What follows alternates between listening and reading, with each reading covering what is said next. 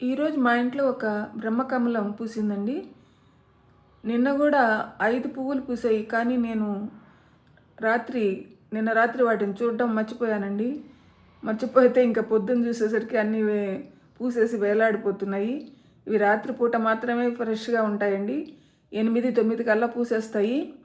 తర్వాత ఇంకా పొద్దుటికల్లా వేలాడుతుంటాయి వాడిపోయి. అప్పుడే వీటికి చాలా లైఫ్ స్పాన్ చాలా తక్కువ.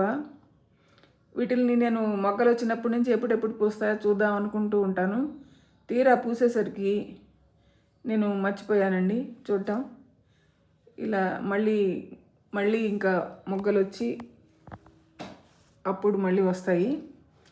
రైనీ సీజన్ స్టార్ట్ కాగానే ఈ పువ్వులు మొగ్గలు మొదలవుతాయండి. వీటి సీజన్ ఇప్పుడే. ఈ సీజన్లోనే వర్షాకాలం బాగా పూస్తాయి ఈ పూలు.